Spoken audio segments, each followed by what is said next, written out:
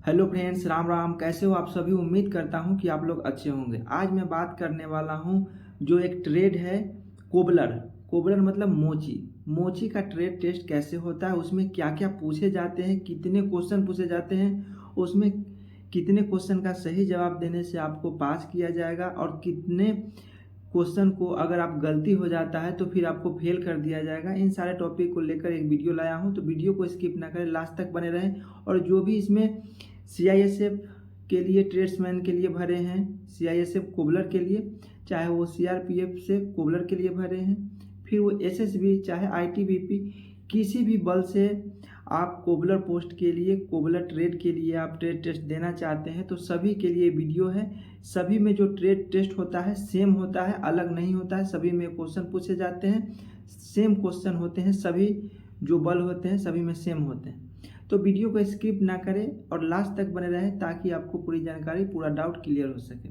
इसमें जो होता है ट्रेड टेस्ट में आपको 5 क्वेश्चन पूछे जाएगा जो नॉर्मल होता है, या फिर मौखिक रूप से पूछा जाएगा, फिर या प्रैक्टिकल करा के भी देखा जाएगा।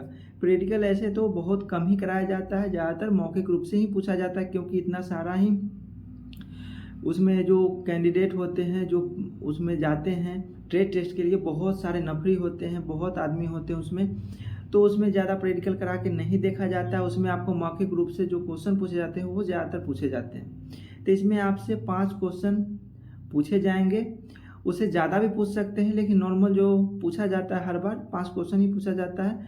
ऐसे उसके ऊपर है, आपसे 10 भी पूछ सकते हैं, 8 भी पूछ सकते हैं, 6 भी पूछ सकते हैं, लेकिन 5 क्वेश्चन पूछा जाता है। कोबलर यानी मोची में जो ट्रेड टेस्ट में पूछे जाएंगे क्वेश्चन वो इस प्रकार से है, जैसे कि आपसे पूछा जाएगा से आपको रिपेयर करना आता है नहीं आता है, जूता का सिलाई करना आता है नहीं, तो आपको रिपेयर के बारे में नॉलेज होना चाहिए, जूता का सिलाई करने आना चाहिए, क्योंकि आपको मौखिक रूप से पूछेगा। अगर आप पर शक हुआ तो आपसे बोलेगा से हाँ चलिए जूता सिलाई करिए, कहीं फाटा जूता वहीं पे रहता है, तो जिस ट्रेड से आप जा रहे हैं उस ट्रेड का सामान वहाँ पे मौजूद रहता है। आप एक कोबलर के लिए जा रहे हैं, मोची के लिए जा रहे हैं, तो वहाँ पे फटा जूता उपलब्ध रहता है। आपको जूता दे दिया जाएगा, बोला जाएगा से इसको सिलिए, जो फटा है उसको ठीक करिए, मरम्मत करिए। तो इसके बारे में आपको नॉलेज होना चाहिए। उसके बाद है टूल्स का बारे में आपको ज्ञान होना चाहिए, सभी टूल्स का नाम पता होना चाहिए, सभी टूल्स को हैंडलिंग करने आना चाहिए, क्योंकि आप जब ट्रेड टेस्ट में जाते हैं तो उस वहाँ पे एक टेबल लगा होगा और टेबल पे पूरा टूल्स जो होते हैं वो रखा रहता है। आपसे पूछा जाएगा से ये टूल, एक एक कर टूल्स, एक एक कर आपको बताया जाएगा से ये टूल का नाम बताइए, ये टूल्स का नाम बताइए। तो आपको अगर उसके बारे में जानकारी है तो उसी हिसाब से अगर सही बताते हैं तो आपको नंबर दिया जाएगा, जो आपको ट्रेड टेस्ट में पास करने के लिए ज़्यादा बेनिफिट होगा, क्योंकि क्वेश्चन आपसे 5 पूछ जाएंगे। अगर आप सभी क्वेश्चन सही कर देते हैं तो बेस्ट है। अगर सभी क्वेश्चन में से आप 4 क्वेश्चन सही करते हैं, 3 क्वेश्चन सही करते हैं, तब भी आपको पास किया जाएगा।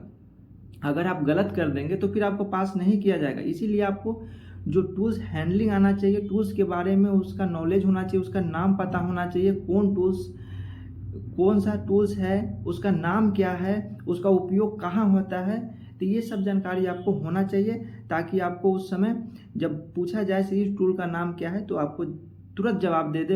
इसमें हिचकिचाने का काम अगर आप करेंगे तो फिर दिक्कत हो सकती है। जैसे क्वेश्चन पूछा जाए आपको पहले से जानकारी होगा, तुरंत आप उसका जवाब दीजिए, आपको तुरंत नंबर आपको वो दे देगा से हाँ इतना नंबर आपको ऐसे बताएगा नहीं से कितना नंबर आपको दिया गया है, लेकिन आपको अगर तुरंत जवाब दे देते हैं तो आपको नंबर, पूरा का पूरा नंबर उसमें आपको मिल जाएगा।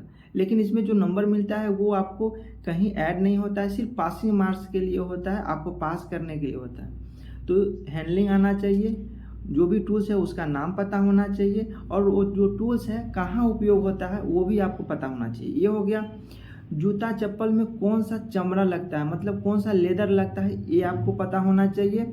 और उसमें जो जूता का सोल होता है उसको चिपकाने के लिए कौन सा मटेरियल लगता है वो भी आपको नॉलेज होना चाहिए। अगर पूछे तो उसका मटेरियल का नाम भी आपको पता होना चाहिए, कौन सा मटेरियल लगता है। तो ये हो गया। उसके बाद है आपको पूछेगा जूता सिलाई करते समय कौन सा धागा का इस्तेमाल किया जाता है, उस धागा का नाम पता होना चाहिए आपको। जूता सिलाई जो करते हैं तो धागा कौन सा यूज किए जाते हैं, तो धागा का नाम पता होना चाहिए। और जूता जिस जो धागा हम सिलाई करेंगे, जिस यंत्र से सिलाई करेंगे, जिस टूल से सिलाई करेंगे, उस टूल का नाम पता होना चाहिए। से इस टूल से हम इस धागा को लगा करके सिलाई कर सकते हैं, ये आपको पता होना चाहिए। उसके बाद इसमें आता है से इसमें जूता सिलाई तो करना ही है, जूता का मरम्मत करना ही है। आपको जूता का पॉलिश भी करना आना चाहिए। पॉलिश आपको कौन सा, बहुत सारे बूट होते हैं, एक रेड होते हैं, ब्लैक होते हैं, बहुत सा बूट होते हैं, जंगल शू होते हैं।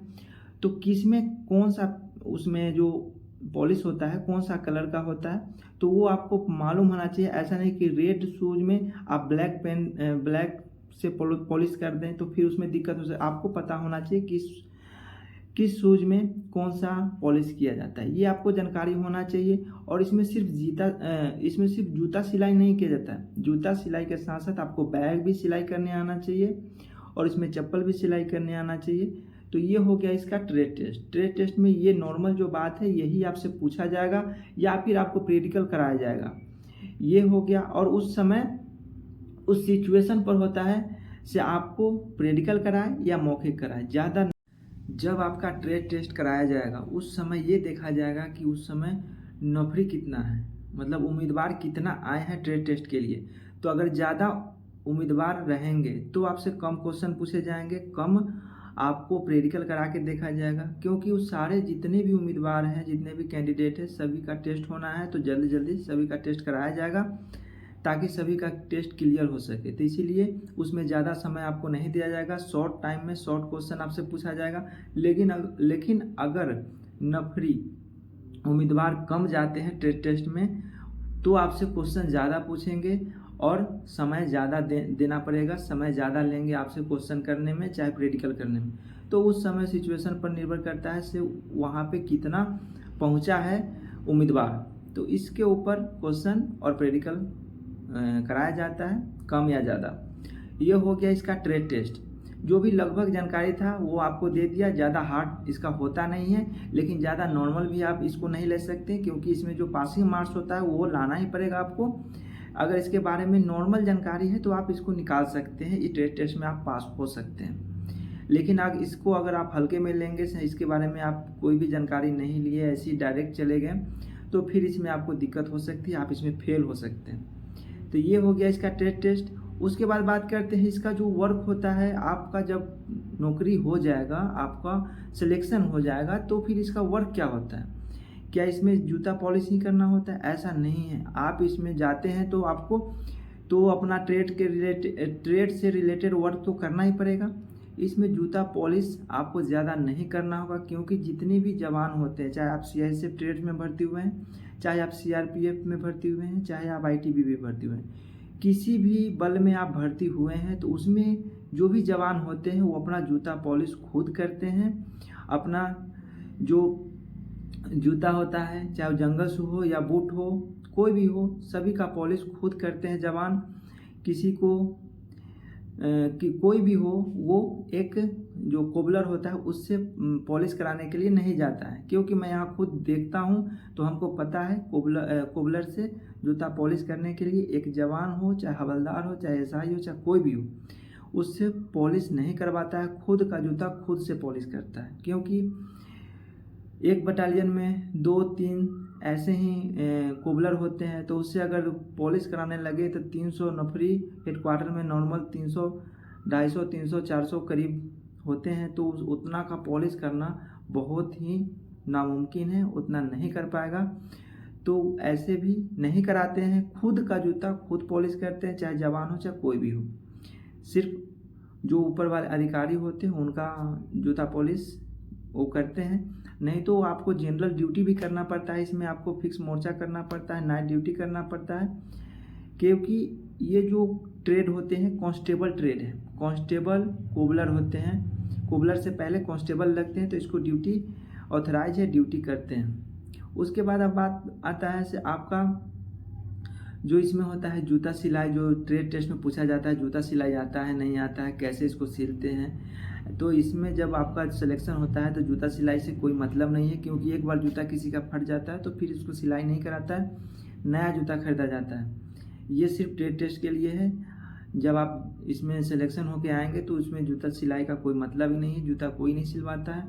जूता जब फटता है तो नया खरीदा के आता है।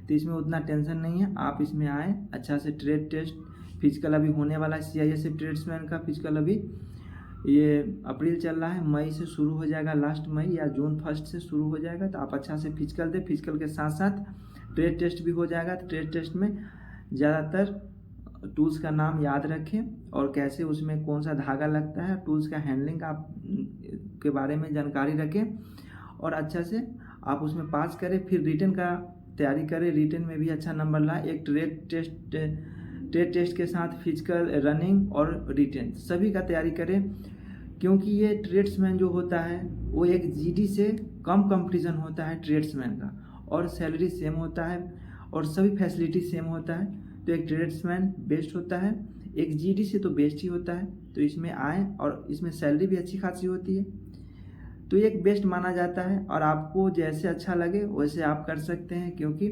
सबका अपना अपना पसंद होता है। तो ये मेरे हिसाब से जो ट्रेड्समैन है वो बेस्ट होता है, क्योंकि इसमें टाइम बहुत ही ज़्यादा मिलती है। एक GD से ज़्यादा टाइम एक ट्रेड्समैन को मिलता है। तो ये था इसमें ट्रेड टेस्ट और क्या ड्यूटी होता है, आपका जब सिलेक्शन होता है तो क्या ड्यूटी होता है, ये लगभग आपको मैं बता दिया हूँ। वीडियो कैसा लगा कमेंट में ज़रूर बताइए। अच्छा लगे तो वीडियो को लाइक करें, ज़्यादा से ज़्यादा शेयर करें। चैनल पे नए हैं तो चैनल को ज़रूर सब्सक्राइब करें। फिर मिलते हैं नए वीडियो के साथ, तब तक के लिए जय हिंद, जय भारत।